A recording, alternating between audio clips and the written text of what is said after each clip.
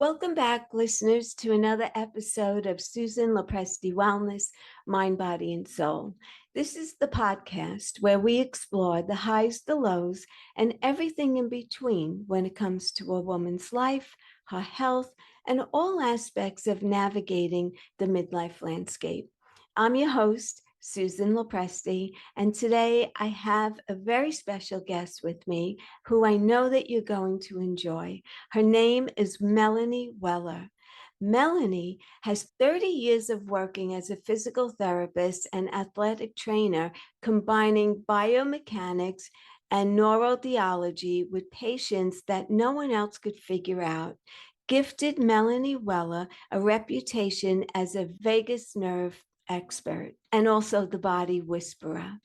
She trained with nationally and internationally renowned experts and collected certifications and credentials like fine wines. Then she had a health crisis, followed by a marriage crisis and a lawsuit crisis as well. Her credentials did not help her make sense of the nonsense in her life. Turning to astrology, Melanie was led to the extraordinary discovery and the research to support it. Our bodies are clocks that mirror the celestial architecture of the zodiac. Our wellness depends on synchronizing our nervous system with the cosmic dance of the solar system. One day, a patient with a long history of religious trauma walked into Melanie's office. He had his suicide planned for that night. She realized she had to bring more than all her credential-based knowledge. She had to treat his consciousness itself.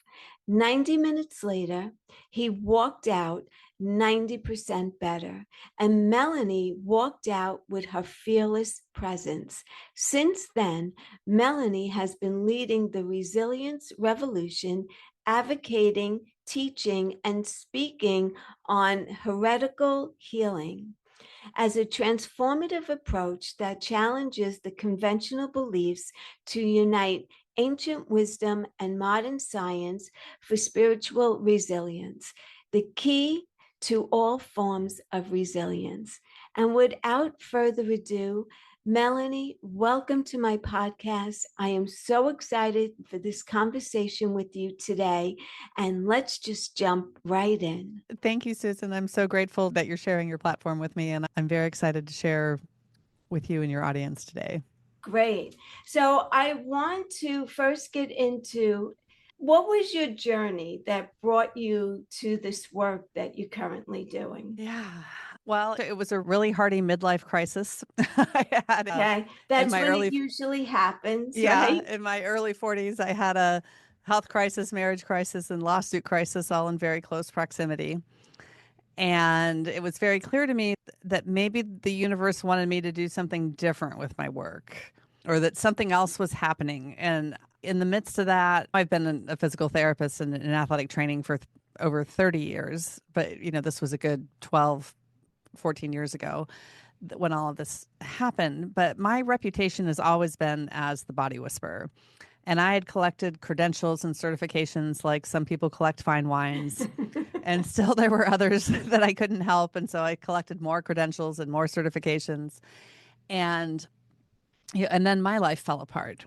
And none of my academic or logical knowledge was making sense of what was happening in my life. And I admittedly had always kind of straddled the line between, I had taken a lot of evidence-based courses, and I also took a lot of osteopathic courses, which are a little more alternative. And I had learned how to decompress arteries from veins, from nerves, from organs, and all sorts of specificity. But those were not, in the 90s and 2000s, were not mainstream Not back classes then, at all. right? But my husband was in the Navy for 20 years, and wherever we moved, people found me. If nobody else could figure you out, you ended up coming to me. And so in the midst of my midlife crisis, when I do my public speaking, I call it fondly my lawsuit latte. but, my intuition had really exploded at that time too. And I was just kind of eerily accurate with what people needed to do or what was going on with them. And it all kind of culminated with a client saying, like, I thought I was giving her a metaphor of like this older woman in a pink suit with a pink lapel on her orchid. And she said, Melanie, that's my grandmother and what we buried her in. And I didn't know that. And so I was really unsure of what was happening to me if I was having a psychotic break. But I was in this new space, and a patient walked into my office that had his suicide plan for that evening. Oh, And he was living in a nightmare of a hallucination that other people had not been able to help him with. And we had a mutual contact, and she set up the appointment. And I thought he was coming for back pain or something like that. I had no idea why he was coming to my office. And I knew in my heart that I had to show up with more than just my professional knowledge. And I got him set up with the psychiatrist that I knew. Physical therapy is not the go-to place for hallucinations typically. right. And I really didn't know that I could help him. But I thought, okay, I have this whole system for treating the vagus nerve as a pinched nerve. I'm just going to decompress his vagus nerve and direct him to the right people I know that will take care of him. And 90 minutes later, he was 90% better. Wow. And we really saved each other that day. He sent me a text later that night about, because he hadn't explicitly come out and said he had plans to kill himself that evening, but he couldn't make eye contact with anyone because their faces would start melting. And there was an episode that triggered this that was an acute onset situation. And I still struggle with the words to describe what it's like to be part of an experience with somebody like this. I got to see him this recently at Mardi Gras and give him a big hug. And it's just so fun to see how successful and how everything's going really well for him these days. But I really walked out with my fearless presence because I didn't just bring my technical expertise. I brought my intuition, I brought my heart, I brought my soul. I showed up Right. with everything that I had for him too. And what he really showed me more technically in the long run, and that I have seen as a recurring pattern, is how objectively measurable suicide ideation and planning are in the body. Because his body, I can absolutely make the case through the objective data that I collected from his body that he was living in rigor mortis. And his body was telling his brain that it was dead. And so then he had this behavioral drive to match that. And our bodies, from a scientific perspective, really inform our brains. We can't have a new thought or a new way of behaving unless we create a new way of moving. Wow. And having treated a lot of mental health referrals over the years for anxiety and eating disorders and wide range, even bipolar and schizophrenia, and they all have their unique body signatures that go with them. And the take-home message from that is that stress lives in the body very predictably based on what's happening in your life. It can be very precise, and the severity of it, the more severely your vagus nerve, for example, is locked down, then the more likely you are to be in suicide ideation and planning. And I spent many years in that space too. And my midlife crisis really catalyzed me out of that in some amazing ways. You don't always get the healing the way that you expect, but I know that my attraction to working with the vagus nerve was solving my own vagus nerve compression, although that's very much hindsight knowledge. Yeah. When I was really in it, I didn't I see it want quite to that get way. into talking about the vagus nerve, but I want to go back to this particular gentleman. Mm-hmm. When he walked into your office for the first time, did you intuitively know that he had suicide ideation or No, any no, I kind knew of it was bad. I just knew it was bad. I knew it um, was a nightmare. I knew he was in a terrible spot and that something urgent needed to happen, that this was something that had to shift now. And I was very, maybe not outwardly, but inwardly feeling very vulnerable. I was like, I don't know, like, this isn't my wheelhouse, right. basically, and I had already had one professional lawsuit. I wasn't looking for another one. All the things that can go through our heads. And I could make the case that my professional skills were certainly what unlocked things for him. Yeah. But I did ask him, because my intuition had just exploded so much in that same window of time.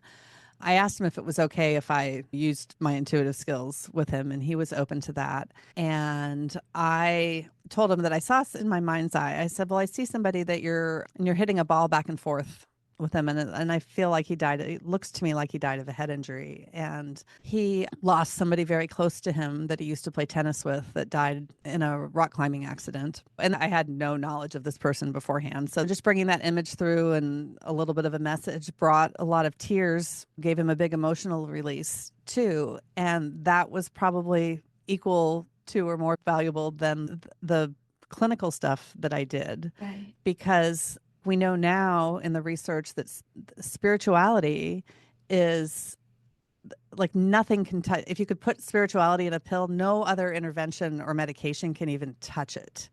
So, like the statistics on spirituality with respect to mental health and even physical health issues are extraordinary, but especially mental health. Like it's the most protective and healing thing to have a spiritual belief. So when you feel like you've got your loved ones close, like that's one way that you can just have massive amounts of healing. I've read other books that talk about beautiful stories from like Day of the Dead celebrations and things like that, that when we really see the world as bigger than ourselves, Yeah. you know, and spirituality is really your relationship with your authority, your inner authority, and religion is your relationship with outer authority. And that's basically how the research divides it up. And when you come into touch with the authority of your body and what you know to be true in your bones, which really our bones are so tied to memory in our bodies, that when you get those deep knowings, they're incredibly medicinal.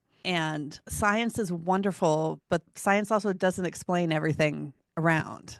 Right. And when we can put together the science and the spirituality, or just sometimes at the end of the day, we're all storytellers, and all spiritual traditions are collections of stories. And when we can really put those together in meaningful and prescriptive ways, it opens incredible portals for healing. And I have a very kind of clinical way that I approach that's really rooted in time. What do you mean by that? So, in the midst of my midlife crisis, what I ended up turning to astrology Okay. to figure out what was happening to me, because nothing else was making sense of it. And in astrology, all the parts of the body are associated with each of the constellation has what they call rulership over a part of the body. So, for example, Aries rules the head, Taurus rules the throat, Gemini rules the lungs, Leo rules the heart, Cancer rules the breasts.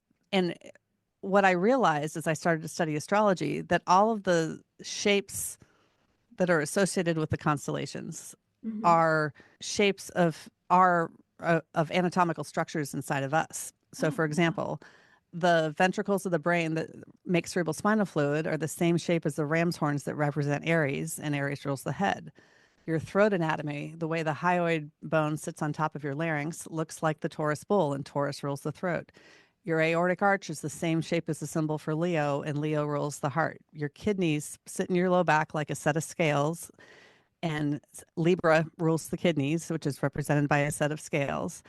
And the populations with the highest levels of social injustice have the highest levels of kidney disease. So we embody the stress of injustice at the level of the kidneys. But it works this way all the way down the body in the order of the zodiac. And it works this way inside of the cells too. Like Jupiter rules the liver, and our liver cells look like the planet Jupiter. I never knew that. And so, and a molecule of ATP, which is the energy source for all cellular function, like muscle contractions and all of our cellular energy, is the same shape as the stars in the Aries constellation and the same archetypal function. And this works through both the Western astrology system. This works through the Vedic astrology, the Indian astrology system as well. And with their deities, like, for example, the Hindu deity Ganesh looks like our brainstem and cerebellum, and Ganesh is the remover of obstacles, and that's what our brainstem and cerebellum do. And so, and even in Chinese medicine, acupuncture points, the descriptions of them, they're all allegories for what the actual science behind it is. They just told it in a different story form. And this idea that ancient myths and ancient stories are really ways of communicating science is well established. Like we know that the the Egyptian myth of Isis and Osiris is the story of the Earth's precessional cycle. It's the story of how the stars move. And they just told their science in story form because we remember stories much more than we Yeah. remember facts. Like, we're not wired for facts, we're wired for stories. Right. And so I really look at all of these myths in a new way, that the like the story of the Nemean lion that goes with the Leo constellation is really a story about blood flow through the heart to me. And and these stories have obviously evolved as stories do. But I created a form of energy medicine around this, and a way of just approaching the body and approaching nervous system regulation, integrating astrology and how we are literally geometrically hard facts made in the image of the zodiac. And as a physical therapist, the geometry of the body has been my great love for 30 plus years. I love how our joints and pieces and parts all work relative to each other. Mm-hmm. And so the connection of all of this to modern science in my world, because I've also taught neuroscience and somatic courses, Mm-hmm. is even if you don't believe in astrology, the zodiac is a clock. The sun moves through all the constellations every year, and the moon moves through all of them every month. And the same parts of the brain that you would rehabilitate for trauma are involved in time perception and processing. And basically every mental health diagnosis that you know that's out in the mainstream, a lot of neurological diagnoses, eating disorders, Parkinson's, autism, dystonia.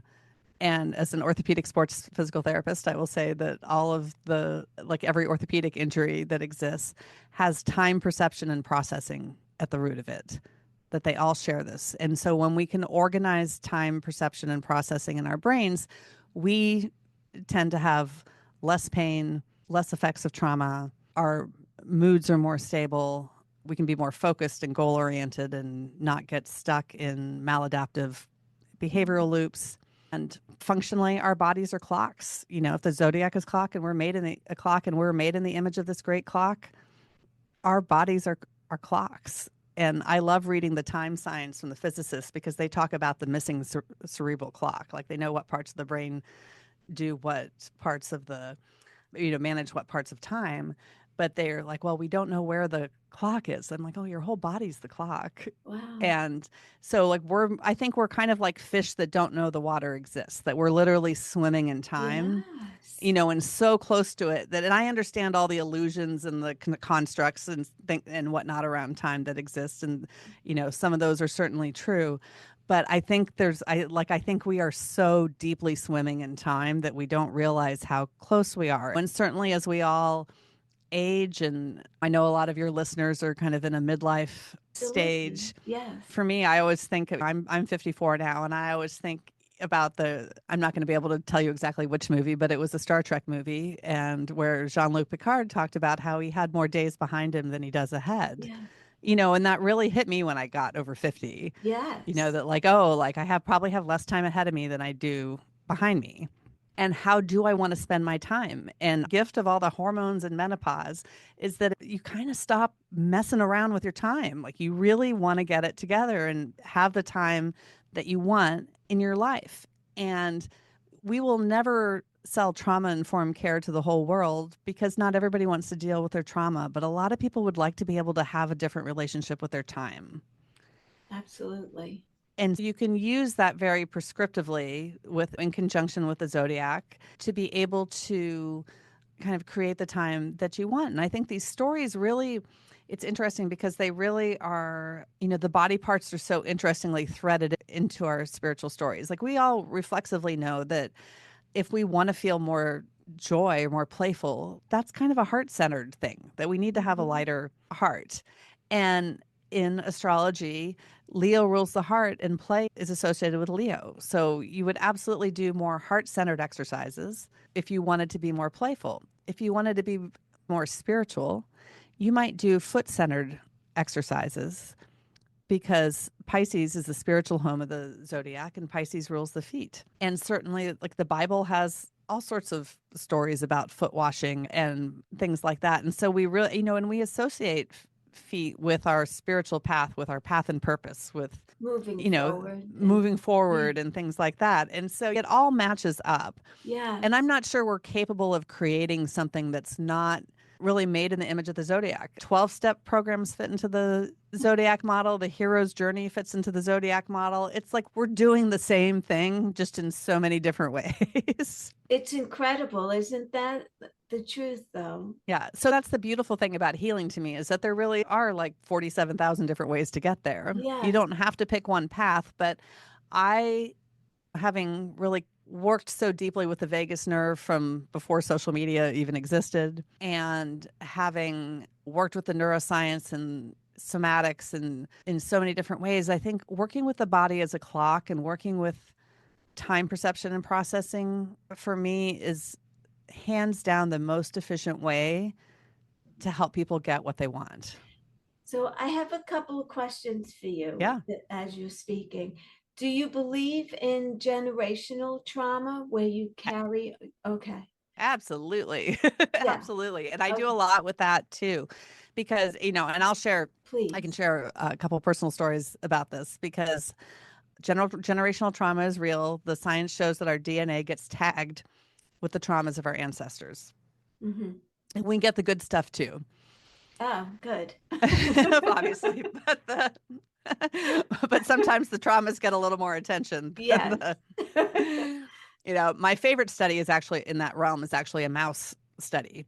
But when they train a male mouse to be afraid of the smell of cherry blossoms, its grandmice will be afraid of the smell of cherry blossoms, even though they've never had any exposure to a cherry blossom. Wow. So a lot of our fears and habits and triggers and whatnot might not even be ours. And I have a very difficult relationship with my mother, have my whole life. When understanding astrology and putting our astrology charts together has given me a lot of compassion for both of us. Hmm.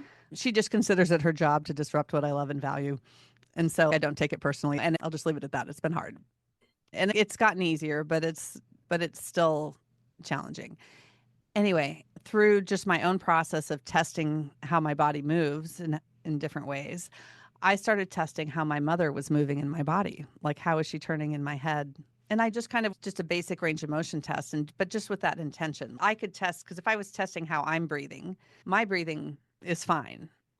But years ago when I started this, I was like, well, how is my mother breathing in my body? And my breathing pattern completely shifted when I asked that question. Wow. And so then when I did my exercises to correct that, or treated myself with I have a technique I call electrofascial release that I do hands on. It's kind of my myofascial release technique. And when I treated myself, I with that intention, or for the way that tension was living in my body, like, how is my mother living in my lungs? And I just got this big pull, like things were pulling in opposite directions. It's like, okay, I'm going to take the tension out of that, just like I would if I was treating somebody else. And it softened my relationship with my mother so dramatically. And she started showing up differently. I didn't get triggered in the same way that I would have before. And it really has created massive amounts of healing. I've had a lot of foot issues, especially the last 15 years, which I equate mostly to Neptune. I will assign it to Neptune entering Pisces, because that's when it all started, which rules the feet. But my mom has had a lot of foot problems. My grandmother had foot problems, and really trying to heal this generational foot issue in my family, in my mother line, has been a huge focus for myself. And I've helped others do the same and work with those generational signatures for them. And so, yeah, the generational tags is real, and it will literally show up in our bodies. And people think, oh, well, my mother had knee problems, my grandmother had knee problems, I have knee problems, like we all needed knee replacements. That's just the way it is. But very often we mimic the people that raised us when we move. So we just really adopt their bad movement Right. habits. But there are deeper threads there that you can really undo. And the epidemiological research with studies with thousands, 30, 40, 50,000 people, show that pain and imaging are very poorly correlated. Pain is 100% in your brain. And you can have a crappy joint and not have pain. So you don't have to assign the pain to the arthritis, but we have a very strong collective belief system around that. And a lot of industries built around the stories that go with that. Yeah. But you can absolutely change the way your body is informing your brain. And how would you do that? Give us the tea. You have to well, so the first step is really decompressing your vagus nerve and unpinching it, because your vagus nerve manages inflammation among a million other functions. But if you're dealing with pain, and that's really how I got it into treating the vagus nerve as a pinched nerve, because I learned that a million years ago, that like it just helps the body manage pain so much better. And Melanie, not to yes, interrupt you, but let's start with telling us what is the vagus nerve? Where is it located? I know it's pretty much. yep. So let's Yeah, start at that point and then take it from there with the pain, because I'm yep. so curious. So your vagus nerve is your 10th cranial nerve, and it comes out of your brainstem. Uh-huh. So it comes down through the base of your skull, and it actually has lots of branches, and it's very big. It goes all in women, it innervates the cervix. So it goes all the way from your brainstem down to the pelvis. It goes down to your heart to innervate your heart. It loops back from your heart, it loops back up to your vocal cords to innervate your vocal cords. So I like to think of it as the nerve that allows us to speak our hearts. Oh, I love that. It's in your lungs. It's in basically all of your organs, just not your adrenal glands, because your vagus nerve is the biggest part of your parasympathetic nervous system. So it counters all our fight and flight responses. Mm-hmm. And so it's a lot of calming, rest, digest, grace under pressure, that those kinds of things come from your vagus nerve. As it travels down your esophagus, goes through your diaphragm, it innervates your muscles of your digestive system. So it helps us move food through our digestive system. It helps us absorb water. We cannot absorb vitamin B12 without our vagus nerves. Wow. So it's very important in nutrient absorption. It's important in enzyme production. We all know when our vagus nerve isn't working well, since most people have a little bit of a stage fright response if they get up in front of people.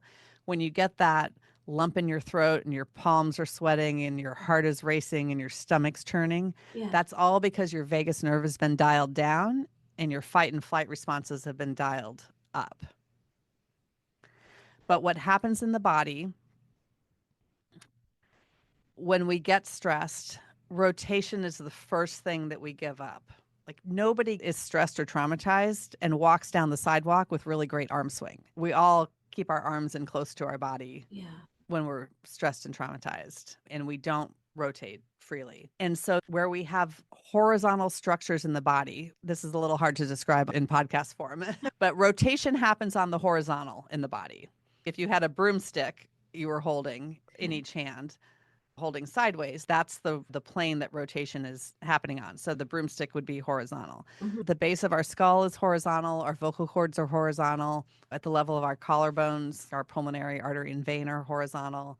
Our diaphragms are horizontal. Our arteries and veins of our kidneys are horizontal. Our pelvic floor is horizontal. So these horizontal structures are really where the vagus nerve gets hung up. And so I have manual techniques that I use with people to undo that. There are also exercises, and I could walk everybody through a bit of an exercise to decompress the vagus nerve right now. But that's the first step. The second step, a lot of it is getting in the way I talked about how we were made in the image of the zodiac, that this, I call it this zodiacal skeleton, that we have to get this nervous system to solar system connection going. And there's so much cool science around how our nervous systems really do connect to the solar system and how solar and space weather influence our bodies in many ways, but very specifically our vagus nerves. So to me, that's super exciting. And I know that that's a big thought to think that the solar and space weather is influencing your body. But when you can move all that energy through your body, then you're just healthier and things will not short circuit. Right. Basically, there are very specific ratios of space weather that go with heart attacks versus strokes versus cancer deaths versus accident deaths versus car accident deaths. So it's just fascinating how the science really plays into that. But what I take from the science and what I know about the body is that the more regulated your nervous system is to the solar system, the more the energy can move through you. It's kind of like feng shuiing your house. Like you want the energy to flow right in your house so that it feels good, that when the energy can flow well through your body, then you tend to have fewer health problems. And how could we do How that? can All right. Well, I'll say one, keep an eye out for my retreats and some courses, and there Oh, will certainly be events that people can work with me to do that. My website is my name, melanieweller.com. So if you want to find out okay. more, please reach out to me. I Um, wrote that all in the show notes of this podcast. Okay, so that's a Thank you. good start. But just to give you a little example, right Yeah. now, like for anyone who's listening, if you're doing something else, please stop. If you're going to do this exercise, give it your full attention. Don't multitask. Don't drive and do it. Don't operate kitchen tools and do it. I promise, I have ended up in the emergency room from kitchen tools. Just be present with it. Okay.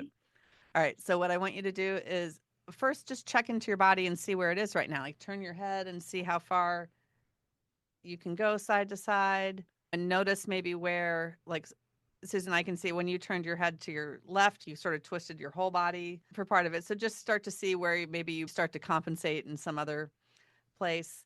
You could cross your arms on your chest and just turn side to side and just see about how far you rotate to each side there. You could also put a hand on the front of your chest and a hand comfortably, like the back of your hand on the back of your chest, Mm-hmm. and take a couple deep breaths and just see how your breath feels. What you want is to feel equal movement forward with the front hand and backwards with the back hand. But most people, at least the first time I see them, don't do that. Like they'll go, like the backhand will stay still, or maybe there's like kind of a lot of vertical movement, like you're with a deep breath, like maybe they're breathing with their shoulders. But ideally, you want this nice front to back Mm-hmm. expansion.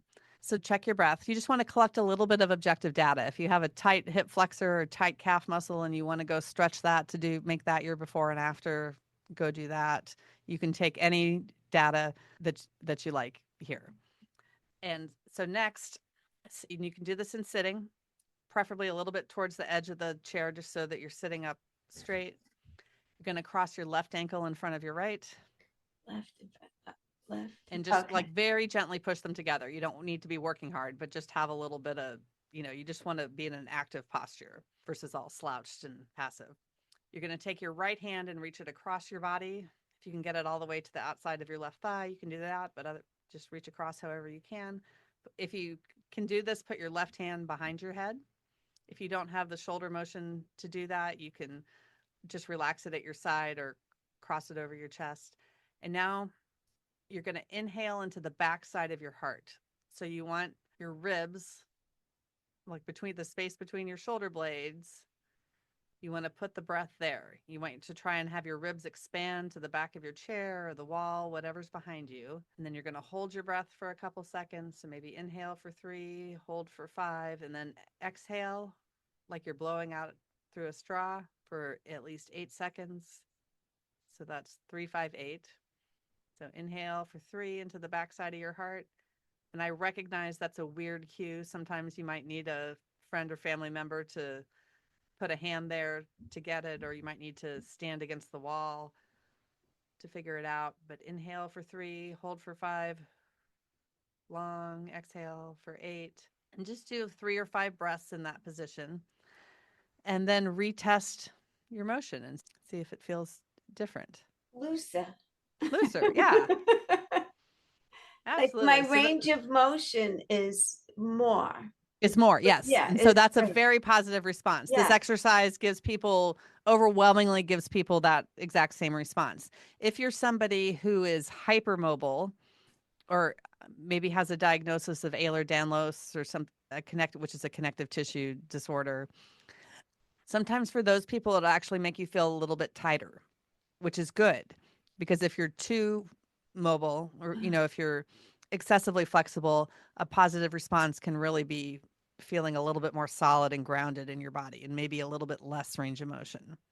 So this exercise that we just did allows us to activate the vagus nerve. It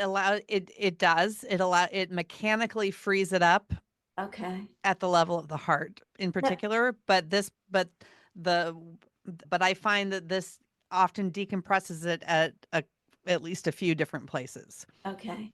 Because I've heard that humming will activate the vagus nerve as well. Absolutely, it does.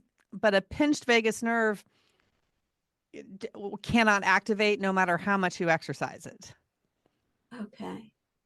So So the this is exercise. very specifically designed to unpinch the nerve. Okay. And humming is great.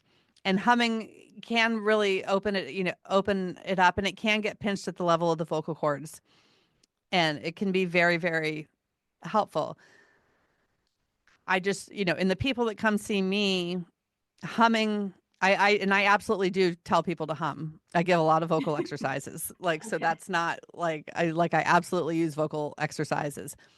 But as a starting point, the return on investment from just humming, I don't find nearly as powerful as doing I call this exercise helical breathing.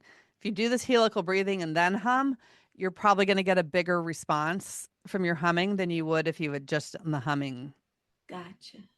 yourself. Okay. So now explain, because you said that injury doesn't need to be associated with pain. So if someone sprains their ankle or breaks their leg, I know that normally there's pain associated with that. How do you Sure. remove that pain? Or the Well, signal going to your brain, I guess. yeah. Well, you don't really have pain receptors. You kind of have threat receptors. Like your brain is what's making up the pain. Okay. Your brain is interpreting that signal as pain. And so you have to create safety in your nervous system. You have to create safety in your body. And pain in an acute, when you initially sprain your ankle is, it's valuable because you get off the ankle and you rest. Yes.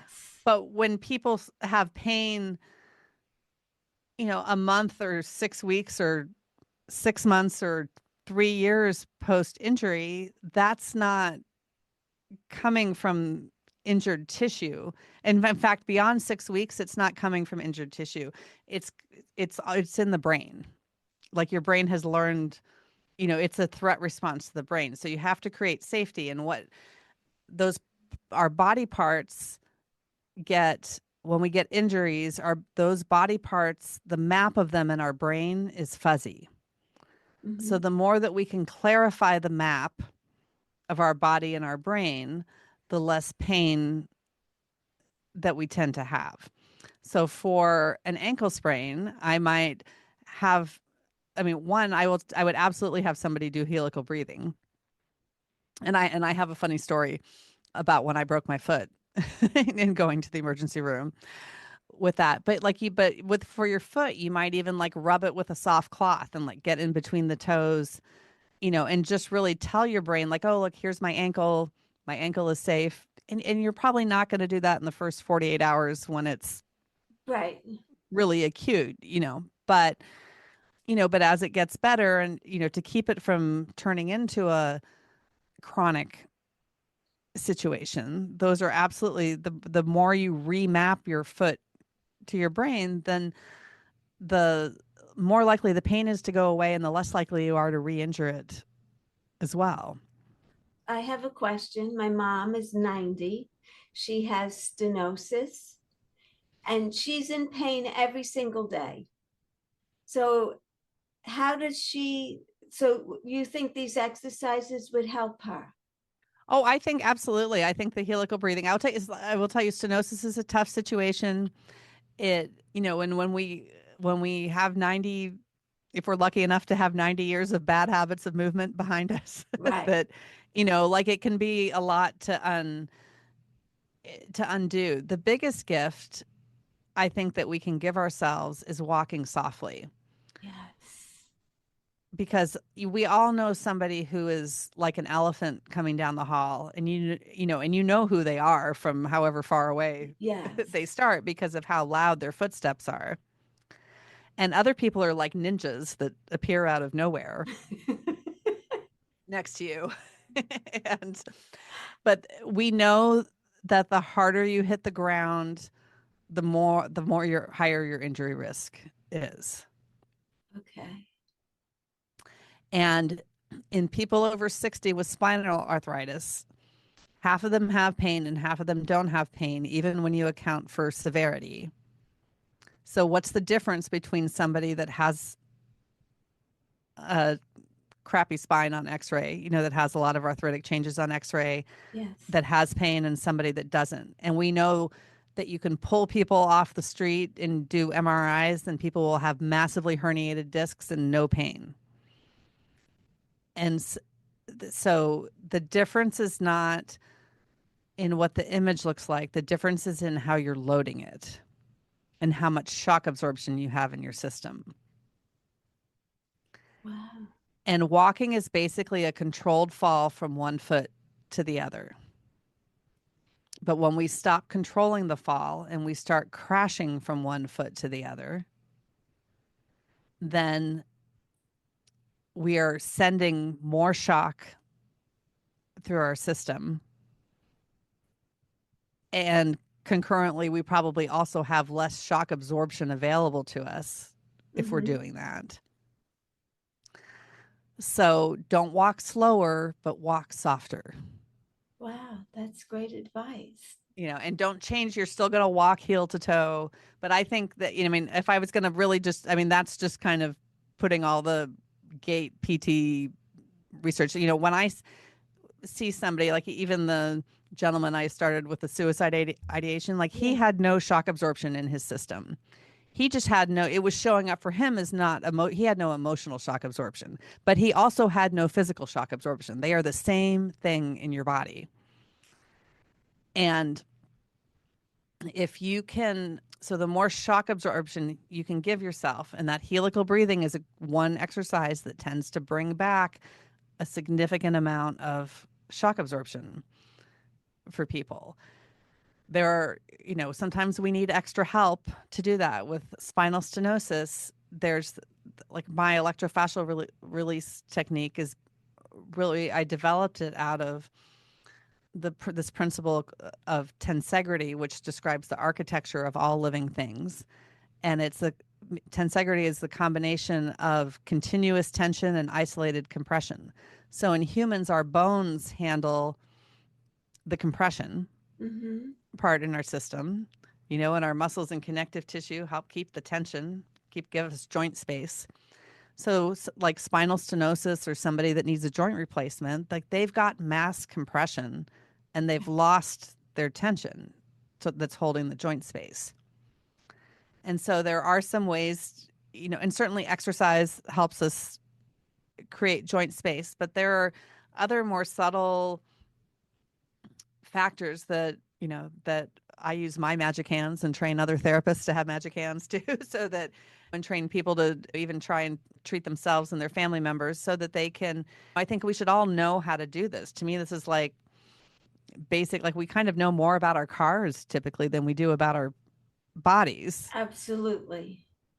And so like we should just know, this should be like basic first aid. Like you should have Band-Aids, but you should know how to do some soft tissue work for your family, and know how to touch each other. Like we are all so, I think, under touched, and certainly like there are sensory exercises that we can, like sometimes just even like patting yourself, hugging yourself, rubbing your arms and stuff can be, and hands can be really, really valuable for your nervous system. But, we're not wired to be here alone either, and having somebody that you feel comfortable putting your hands on and having somebody that, whose hands you feel comfortable having on you can be incredibly therapeutic. And then to add like just a little bit of skill to that, it can really just create miracles in different ways. But I think collectively we have this loneliness epidemic.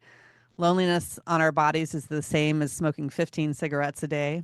Wow. We need to be less lonely. We need to be more comfortable touching each other, giving and receiving. And that's been a huge part of my journey. I know that I didn't come from people that hugged, and I can remember being really annoyed by hugs growing up. And like hugs were for people I thought you hadn't seen in a year. I didn't like, that was not, hugs were not a daily thing that I remember. And I know that I learned how to give touch, that through touching my patients, that I have learned how to receive Yeah. touch for myself. But I think, and I know I've treated so many patients over the years that I think I could have just laid my hands on them and done nothing, and they would have been better just because they were so undertouched in the rest of their lives. Wow. That's kind of sad, right? Oh, it is. Yeah. Yeah. Yeah. Well, and I'm the person, like, I will say, for as much as I have rejected, been uncomfortable with hugs, and my friends know this, like, they all ask permission to hug me usually before. And the universe stuck me in New Orleans where everybody hugs and kisses. We do the French influence. So people are kissing on the both cheeks, and like the universe is not letting me out of this. Yeah. But I also I recognize that if I was really, that probably the thing I really want the most is to sit next to somebody and groom you like a monkey, like to just like be really touchy. Yeah. But like that just is socially weird for most people. Right. So I Right. don't, so I resist that urge to So I want to go curl up back. next to my friends. But I want to go back to the exercise that we yeah, did. yeah. If someone's mentally not open to something like that, Hmm. where they're saying, oh, this is a bunch of crap, I'm assuming it probably will not benefit them as well as someone who is, because I'm open to everything. I'm a Yeah. Reiki master also. I find that for that exercise, I do not find that the beliefs really influence it that much. Okay. I mean, I understand that. And I do get people, I'm very good at going toe to toe with the science Right. people if that's really, if they don't want to hear it. But our imaginations are very powerful, Yes. and if they, and the magic of working with any client or patient is in meeting them where they are. Right. But at this stage of my career, I don't get people that argue with me very hard because they've been to 10 or 15 other people before they found me. Yeah. So, like, you're not coming to me out of your insurance network and not doing what I'm, or not at least being a little bit open Right. to that. But, very honestly, that breathing exercise is, it's really just a hardcore mechanical exercise. In all humans, the right side of the diaphragm has more muscle mass than the left. So theoretically, the right side is always going to win. And this takes you out of your right sided diaphragm dominance and starts to balance it out. Mm-hmm. Okay. It's not a spiritual exercise. I do think that because I have people kind of spiraled up like a strand of DNA, and like the way our solar system rotates, that gives it some extra potency. Yes. But I can also just say that I'm taking you out of your right sided diaphragm dominance, which we all have. Because even if you're left handed, you live in a right handed world, and our livers are on the right side of our body, and our diaphragm just lays down more muscle mass on top of that. Because it's got more surface area to connect with on that side of the body. Mm-hmm. So that's just hard facts. But I don't argue. If somebody's arguing with me, I'm like, well, tell me how well what you've been doing is working for you, because you Yeah. didn't come here. Like, I am not your first rodeo, Right. and it's fine. I mean, I don't, and all I will say is just, all you can do is experiment with it. You can take all of the science, but the science doesn't really matter if it doesn't work on your body. Mm-hmm. Yeah. And for most people, I would say for 50 or 60% of the people that I see, the hardcore science works great for them. For another 30% or so, it works so for them, and Mm-hmm. they need a little bit more. And for 10%, like, they just don't follow the rules. They wrote their own textbook with their body, and I have to figure out how to read their textbook to see how it works. But our bodies and brains are very powerful. Imagery is very powerful. We unite under flags of countries and sports teams and company logos, and those all have influences on our brains. And you can, one of my favorite things to do when I teach physical therapists is to take someone who has neck restrictions and really have them in front of the class and really demonstrate the mechanical tests that show the neck restrictions. And we have a bone behind our eyes that makes up part of the base of the skull that's called the sphenoid bone, and it looks like an owl.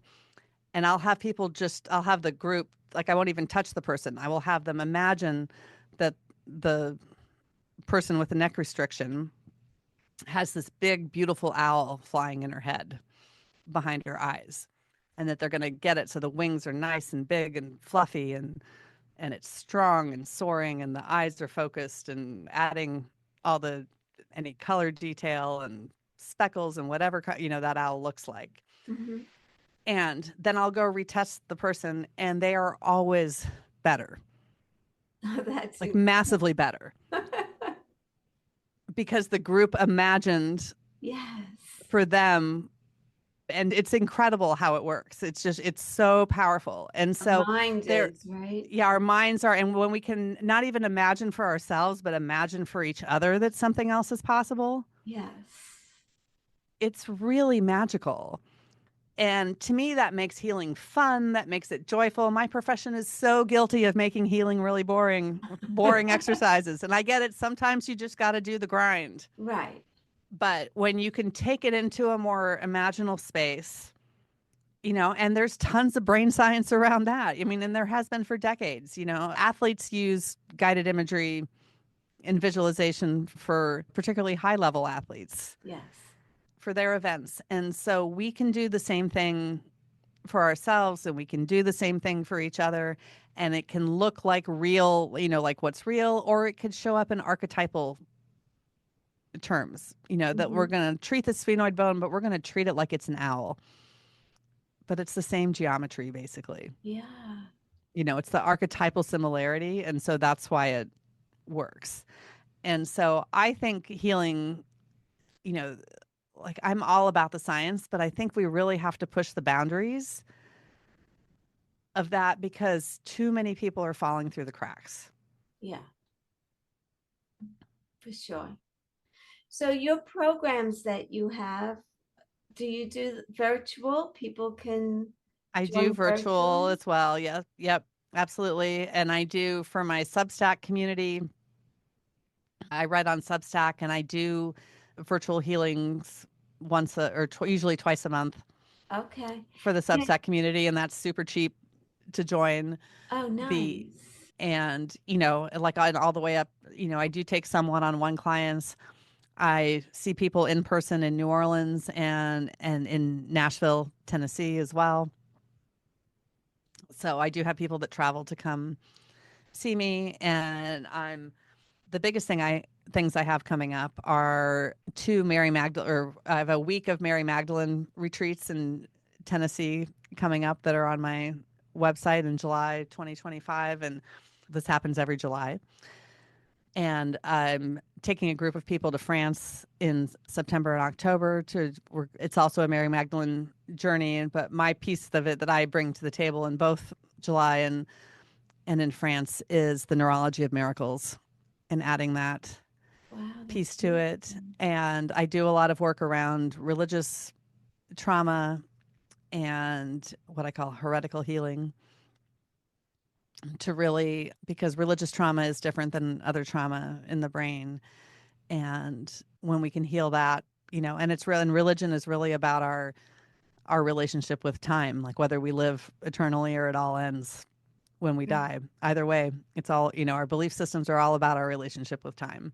right. And people really manipulate, or we can be very much manipulated about that relationship with time. But whatever we believe about that big clock kind of time influences how we spend our time here.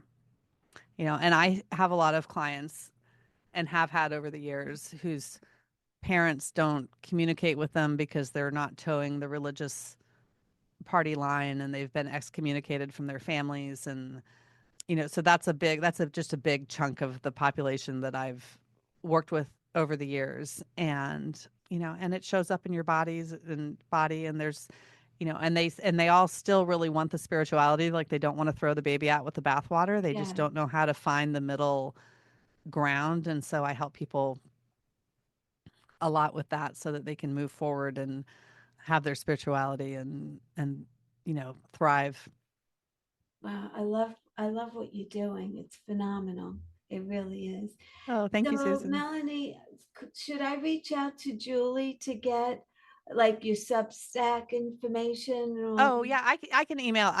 You know what? I'll email it to you right now Okay, great. so that you have it. Yeah. Okay, thank you. This was absolutely wonderful. I loved every minute of it. I want you to come back again because you have so much knowledge. We've been on for a full hour and I have like a ton more things I could talk to you about. So you have to come back. I absolutely will, Susan. This has been absolutely joyful. I will talk. I can talk all day long. I hope that everybody got kind of a.